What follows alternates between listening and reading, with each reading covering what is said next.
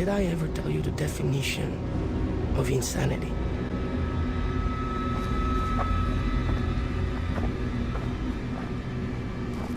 Oh, Jesus. Oh, fuck you!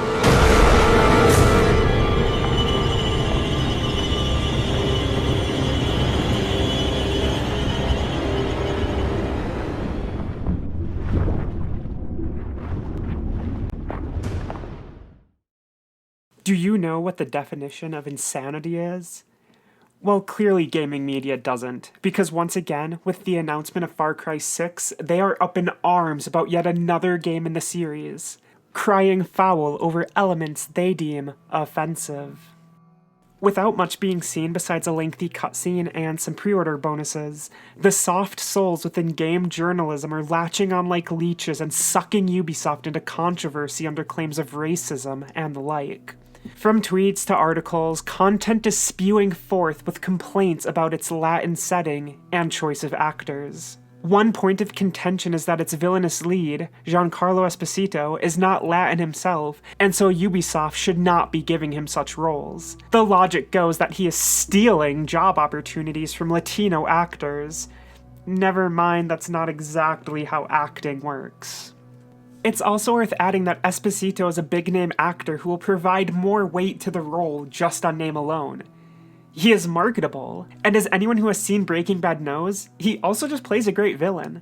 And based off early footage, it appears the game wants to tap into similar vibes. Ubisoft wanted Gus, his character from Breaking Bad, not just some random actor. But as is now a common trend, context and intentions don't matter where the outrage mongers are concerned, and they're going to be upset about stuff just to be upset about stuff. And already anger towards the game is mounting up. The Gamer wrote an entire article arguing why we no longer need another decade of Far Cry, mentioning towards the end of the piece that Ubisoft has a pattern of colonialist sympathy and fascist whitewashing, and that the author is tired of the company peddling centrist drivel under the guise of being thought-provoking entertainment. Or in simpler terms, the company doesn't cater to their far-left views, so it shouldn't exist at all, a subject that will return later in this video.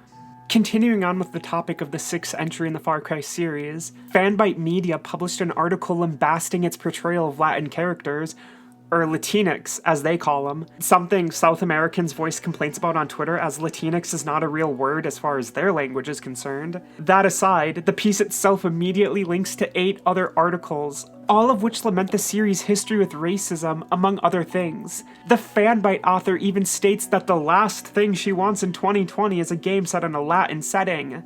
Entitled much? Continuing on, elsewhere, CCN writes that Far Cry 6 gives them yet another reason to cancel Ubisoft. Some of their reasonings once again deal with Esposito. They call his casting insensitive and yada yada yada. Throughout Twitter and such, people tied in with IGN and the like are voicing complaints towards a game we still know very little about. But as someone who has kept up on gaming knows, this has become the norm, especially where Far Cry is involved. Everything we're seeing now occurred to a lesser degree following Far Cry 3, which was criticized for being racist. Kotaku and Rock Paper Shotgun published articles deriding it, and tweets from those with industry ties lamented its existence. But it really wasn't until the 4th game that racial controversies became notably widespread.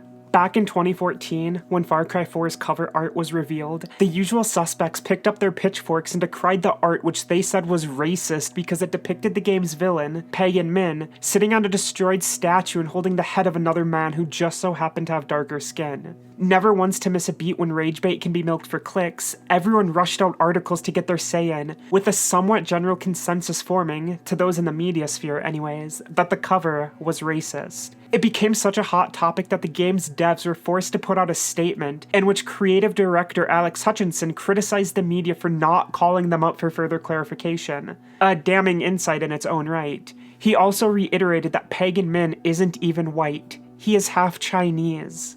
Of course, to the average gamer looking on at the trash fire in disbelief, the entire thing was a ridiculous situation. The guy on the cover was clearly the villain, so even if he was racist, that'd provide more reason to end his reign of terror. Yet pre-Ubisoft statement, gaming media played dumb and made arguments that without context, they didn't know if the man in the dapper purple suit was a hero or not. But even without the luxury of hindsight, it was obvious that he wasn't the one you were rooting for, and following Far Cry 3, an over-the-top villain being depicted on the cover was sort of expected.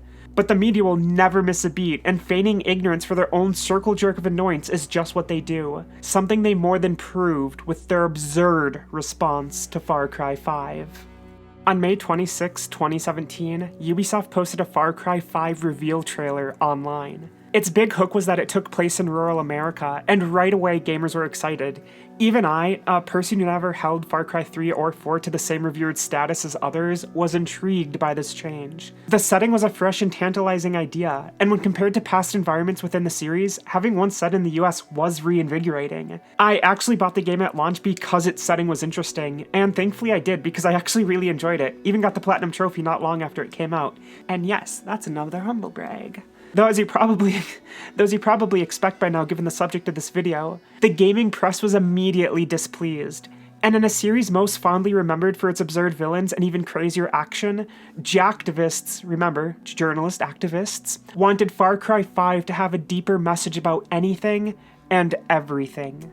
Geek, Waypoint, Polygon, Vice, Giant Bomb, Wired, and many other websites let politics dictate their coverage, and in the era of Trump, they demanded that its rural setting address racism and the like. For them to respect the game, it had to cater to their perspectives of the world, because if it didn't, it was destined to be trashed. More explicitly, the game was unfairly criticized and covered not for what it is or even what it set out to do. It was criticized for not conforming to the media's idea of what rural America represents. This was taken to extreme lengths by Waypoint, aka Vice Games, in their Waypoint podcast episode 68. Within it, they list off things they want it to address, running the gamut from racism to gender to even First Nation folk.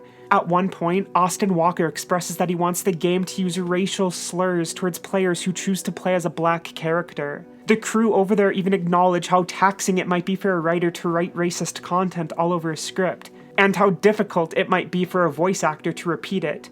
But they insist that for the game's fiction to mean anything, that is the direction it needed to go. More bafflingly, Austin Walker says that just as it would be tough for a writer or voice actor to write or repeat such content, it's even tougher to exist in a world where he hears such things. Which begs a question, why the fuck would you want to be called the N-word in a game? Especially in one known for its campy characters and silly action. Far Cry's the epitome of escapist fantasy, and being called a slur by a doomsday cultist would not only ruin the fantasy for most, but it'd put Ubisoft in hot water and split its entire user base. Clearly, Jacktivists just hate having fun. That might explain why a few of them list depression in their Twitter bios. As if all that wasn't bad enough, Vice even ran an article following 5's release that criticized the game for having too many black people. The premise of its argument is that Montana doesn't have a large black population, so for a series that, and this is in quotes, prides itself on realism, it frankly just has too many black folk.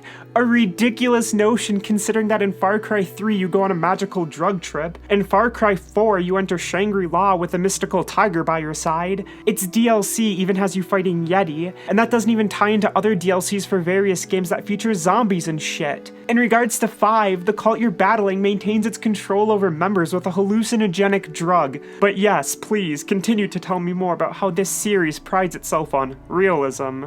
Unsurprisingly, many of these same writers previously got mad at Kingdom Come Deliverance for sticking with historical accuracy and not having a massive black population in its game.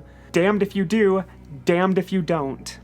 Over on Geek.com, mere days after Far Cry 5's reveal, they ran an article lambasting supposed alt-writers and Trump supporters who the site claimed was angry at the game's reveal. But in a funny turn of events, they retracted the article after such people came forward and expressed excitement for the game. More hilariously tragic still is that not even a year later, Geek attacked Far Cry 5 because the cult wasn't racist. In fact, the writer is upset because some cult members are black themselves. I repeat, damned if you do, damned if you don't. It also just shows how quickly they will switch their point of view. They were excited for it when they thought it was an alt-right murder simulator and that they could get the Trump voters. But when they found out those people weren't triggered, and that the game wasn't really about that, that's when they changed their tune. From the time of its announcement and even post-release, Jacktivists kept expressing disdain for the title not conforming to their narrow world views. Rock Paper Shotgun would write that Far Cry 5 ignores Montana's real history of fascism and its victims. Eurogamer bitches about colonialism. Polygon says the game exploits the iconography of racism, and the list goes on and on. Even after the announcement and release of Far Cry New Dawn, a sequel to Far Cry 5, the press once again got their panties in a bunch. The Vice review complains about a lack of disabled characters, and its writer, Dia Lucina, is also upset that the villains aren't redeemable.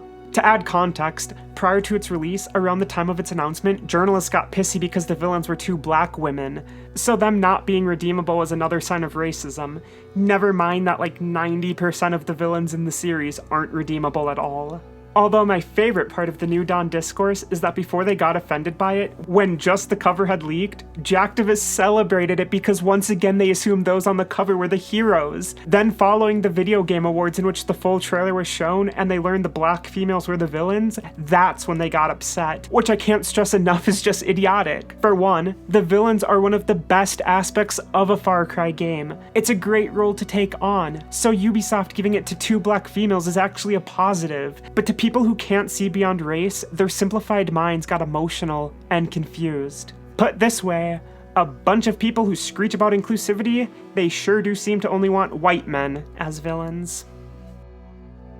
I spell out the history of the series controversies the way I do because I want to stress that this is a symptom of a diseased gaming press that will trash anything and everything that doesn't conform to its extremely far-left ideals. Admittedly, the anger currently surrounding Far Cry 6 is still slightly minimal, but if history is any indication, this is just the beginning and a deluge of salty tears will soon be unleashed on a gaming population already tired of this bullshit. For a bunch of jacktivists that like to call gamers entitled, the reality is that they're the entitled ones themselves. They're Tumblr bloggers screaming into the void because not everything caters to them. And what they want are games with only their politics. What they want are games with only villains of their choosing. What they want is full control of the medium and its artistic merits. What they want are experiences that portray only their stereotypical and narrow-minded worldviews. And like a screaming child who isn't getting what they want on a consistent enough basis, they're just gonna keep screaming and throwing tantrums in the hopes that somebody notices and gives them a lollipop. And here's hoping that if that happens,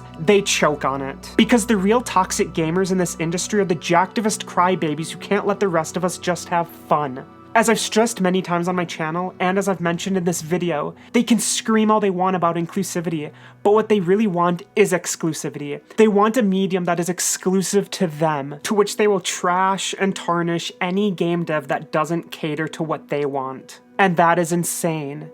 And we all know the definition of insanity. Did I ever tell you what the definition of insanity is? Insanity is doing the exact same fucking thing over and over again, expecting shit to change.